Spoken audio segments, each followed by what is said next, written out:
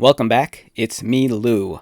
I'm here for another action figure unboxing and review. Today will be a special double feature as we showcase the character Death's Head. But not only do we have Death's Head, but we also have Death's Head 2. Okay, so if you're unfamiliar with Death's Head, it's actually a Marvel superhero that was introduced in the United Kingdom under the Marvel UK banner. The character is actually developed quite the cult following, especially in the Transformers community. Back in the day, Marvel UK published their version of the Transformers, and Death's Head originally was supposed to be kind of like a not so important character, but he kind of evolved into a semi-important character, and it's really, really cool every time Hasbro revisits the character and produces a figure of him. Death's Head 2 is kind of like the re-envisioned version of Death's Head for the US market. Back in the early 90s, Marvel in the US, they kind of wanted to take some of the characters from Marvel UK and bring them over stateside and see what they could do with them. And we have Death's Head 2. Death's Head is kind of like a bounty hunter, but if you read the books, he doesn't like that term. He's kind of more so a freelance peacekeeping agent. Death's Head 2 is, the story is it's not convoluted by any means, but so Death's Head 2, there was a bounty hunter named Minion, and he was out to hunt down the original Death's Head, which we see here. He kind of kills Death's Head, but in doing so, he kind of absorbs Death's Head's personality, and then he kind of becomes transformed into this guy, if that makes any sense. It's a character I'm actually very fond of, and I do have a history with him. So way back, I think it was in 2018, there was the Transformers convention, TFCon in Chicago.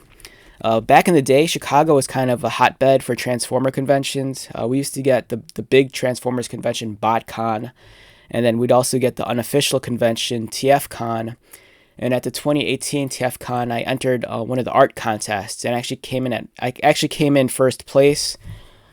And the thing I drew was an illustration of Death's Head, which I'm going to show right now.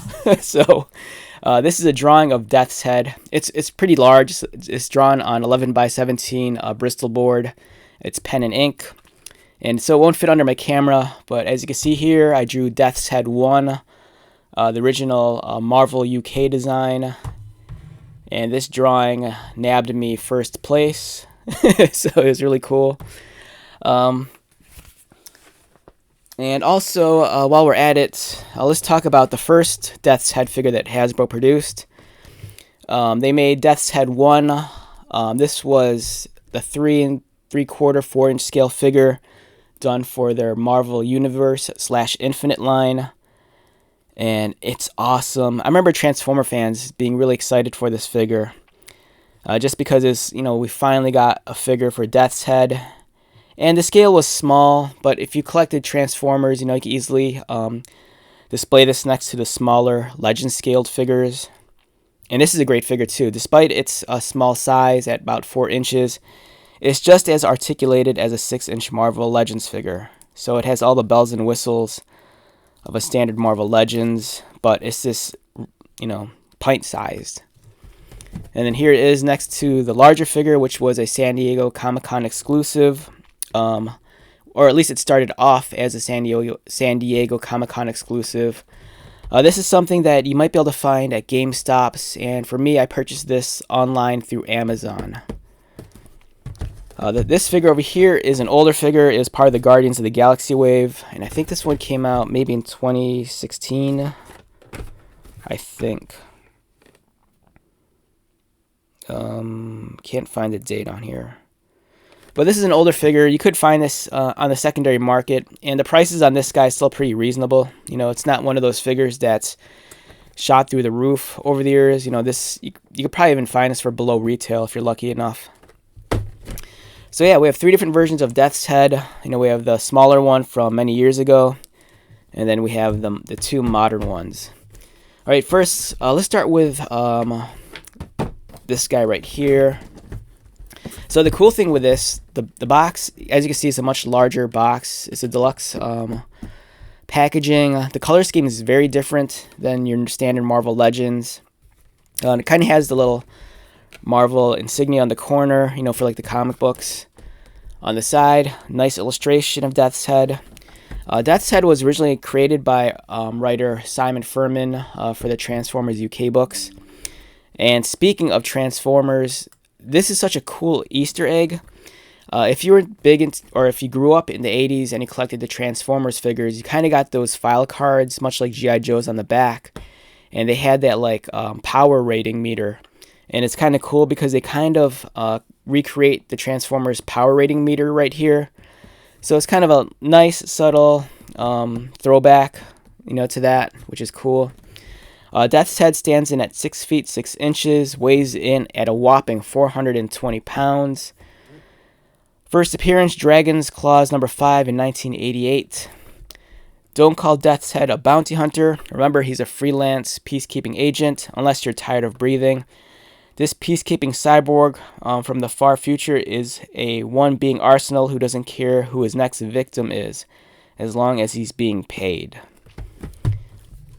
So the original Death's Head was, you know, a little bit more stone cold, whereas Death's Head 2, after absorbing, you know, the combined personalities of Minion and Death's Head, it was a little bit more heroic, his intentions, but he still kind of had that killer bite that the original Death's Head had. A great cardboard insert that's included. So if you want, you can save this and use it for a backdrop.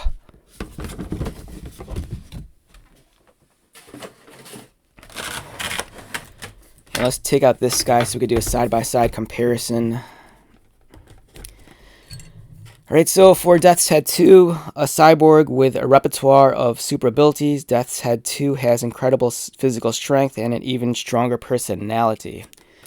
He belonged to the Guardians of the Galaxy for the second movie, I believe, because you have the Mantis figure here was the Build-A-Figure. You have Rocket, Gamora, Nebula, Star-Lord. You have Adam Warlock. And then you have... God, I can't remember this guy. This was a member of the Avengers during the Marvel Now era. And then you have Death's Head 2.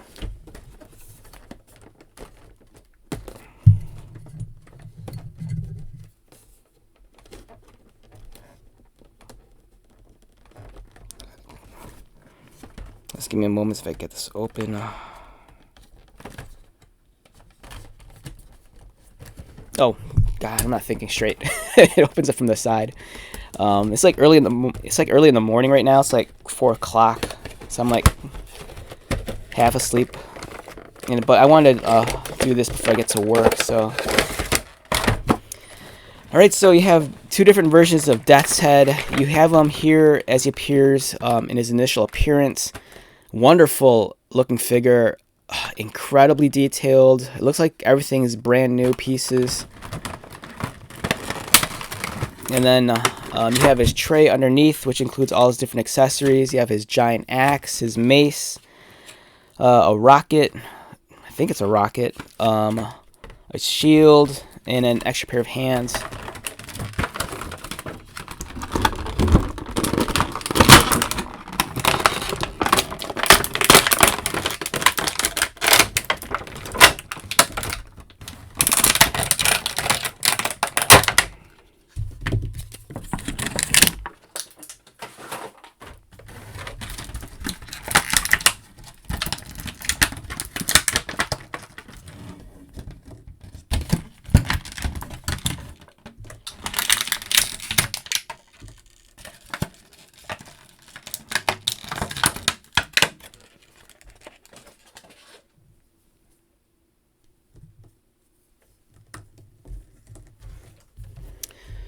Alright, so that's Death's Head 1, and then here's Death's Head 2. He just comes with an extra hand with a trigger finger, which is kind of odd because he has no additional weapon accessory. And this goes for this hand. You can't swap this onto his multi-hand here.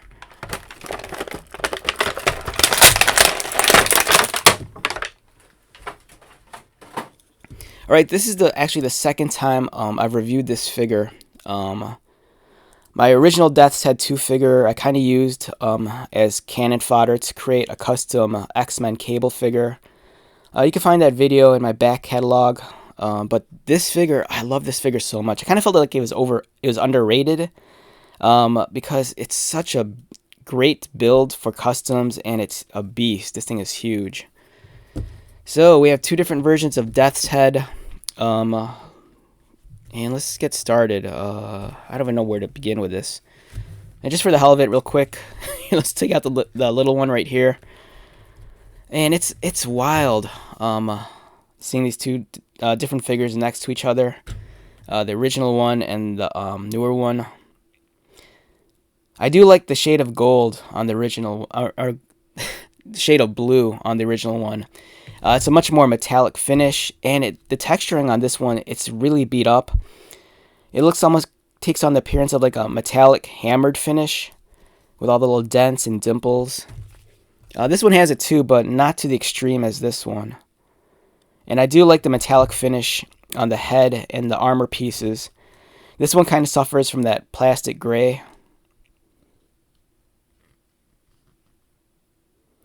But yeah, if you're into like smaller action figures like G.I. Joes, or if you're big into the Marvel Universe line, I kind of felt like this figure was like a must purchase. It was very unique. You know, it's not your standard Marvel superhero, and it's kind of cool for them to create Death's Head for the first time. But looking at the big guy over here, incredibly well done. The head looks awesome. Again, you know, one of my complaints, I kind of wish this took on a much more silver metallic finish as opposed to this plastic finish. The shoulder pieces are nice. Again, you can kind of see the texturing and the like scarring and the hammered metal effect. The texture on the cape is beautiful. It's so precise. I love how it's kind of tattered toward the bottom with the rips and the tears. This is a big figure too. This guy stands in at about 7 3/4. For a size comparison, here he is next to Marvel Legends X-Men Vulcan. Completely towers over him. It's a big figure. This is like something that's on the same scale as like maybe Colossus. In terms of Death's Head articulation, you have movement in his head. He does look up, surprisingly really high. Does look down. His arms are articulated. There is no butterfly joint. His arms go outward. There's a bicep cut. Single pinned elbows, which is usually the case for these bulkier figures. Articulated wrists. Ab crunch. Good amount of movement. And he can arch back. Again, good amount of movement. Swivels at the waists, although it's kind of hindered by the waist piece, and mine feels it's not stuck, but it's just a little tight. The legs kick upward. Again, I've mentioned this in other videos before. Anytime you have one of these skirt pieces and there's a slit, don't force it too high too fast, because you always run the risk of tearing or stressing the point at the top. Unfortunately, there's no slit on the side, so kicking outward is kind of limited. It could super kick like this, but that's the extent. Looking underneath, does seem to have a thigh cut right there under his short leg. Clean design for the pinless knees, and they're double jointed. And again, this is a little bit everything's stiff on this figure. And I want to force it right now.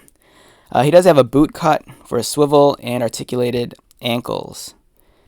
And it's nice too because there's even ankle tilt, not just standard, back and forth, but you can actually tilt it, which is great because, with these larger figures, it kind of gives them a little bit more stability. So when you stand them up, especially with the cape, you can give them a wider stance and just adjust the feet accordingly. A great figure. For me, this is on a scale of 1 to 10, probably like an easy 9. It's solid. It's not often we get Death's Head figures, and this one's spot on. He does come with multiple hand options. You have the extra fists over here. The shield is nice. It's a little bit on the small side. Again, you see some battle damage. And then he comes with his weapons. Now, the thing with the weapons, you'll notice that the handles are pretty short, which is because Death's Head could transform his hands into his weapons. So if you want, you can swap out his hands and plug in his mace like that. Or if you want to, you can plug in the rocket like that. And much like the old figure here, if you wanted to, even though it's kind of on the short end, you could put the axe in his hand. So he can still hold on to his weapons. Alright, so let's take a look at Death's Head 2, the revised character from the early 90s. Very interesting design. You can kind of tell that it was influenced by the 20th Century Fox sci-fi horror film The Predator. His helmet or his head is kind of shaped much like the Predator's helmet, with the dome piece and then the ridge that kind of goes around the front. And then it even has something similar like with the long tendrils. How the Predator kind of has those dreads. Again, this is a large figure also. I'm guessing this one's almost 8 inches. Yeah, it's about the same height, 7 3/4. Size comparison next to X-Men Vulcan. A nice candy finish for the blue. And I love the metallic finish here for the cybernetic parts. Like I mentioned, this one here, it's kind of disappointing that this is more of a plastic gray. You can see what a huge difference it is to use kind of like a metallic gunmetal finish. It really emphasizes that cyborg look. And you'll notice he kind of has his crazy giant Swiss Army knife arm here. That's kind of like his multi-tool. It's like a part can opener, part blaster, and it's gigantic. And this kind of uses that larger Marvel buck that we saw some years ago. In terms of Death's Head's 2 articulation, you have his head swivels. Looks down pretty well. Looking up, he could tilt further back, but due to the way the hair is sculpted, it kind of restricts the movement. He has an ab crunch here, which is cleanly hidden in his musculature. And he gives an arch back. The movement in his arms, it's pretty stock for a Marvel Legends figure. Again, much like the larger figures, they only have the single pinned elbows, articulated wrists, waist swivel, and standard Marvel Legends leg articulation. And he has these wild, Batman-like fins on his boots. And this one also features tilt, so again, for wider stances, you can adjust the feet accordingly, so you get a much more level and stable connection to the ground when you're displaying your figure. Great figure also. I think on a scale of 1 to 10, this one's pretty much a solid 9 also. This really looks close to the original design drawn by artist Liam Sharp back in the day. So yeah, we have 3 different Death's Head figures. Each one is different. Each one's cool in its respective right. Do you need these in your collection? If you're a Transformers fan, I'm going to tell you, yeah, you need this guy. You're actually going to need both versions if you're a Transformers fan. You're going to need the smaller one for a Legends-sized scale display. And this one's nice because it's larger than the Deluxe Warrior Class Transformers figures, but it's about almost on par with the modern Voyager figures. So if you're a Transformers fan, this is a must purchase. This guy here, he's just cool.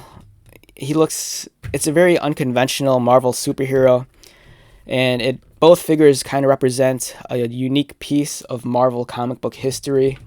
I'd love it if they brought over more Marvel UK comic book characters. One character I'm really, really hoping that they make an action figure for is the Marvel UK character Motormouth. Motormouth is awesome. She's kind of like Marvel's equivalent of Tank Girl. She's really sick. And if they made Motormouth with kill power, that'd be even better. So yeah, great figures. This video is running a lot longer than I thought it would. But I hope you found this informative, and if you're familiar with either of these characters, you'll know how special it is to actually have them in action figure form. Alright, so let's wrap this one up. Once again, my name is Lou. If you're new to my channel, welcome. If you are a returning viewer or subscriber, thank you so much for your continued support. I greatly appreciate it. So until the next video, be safe, take care of yourself, buy lots of toys, and most importantly, be happy. And I'll see you at the next one. Alright, later.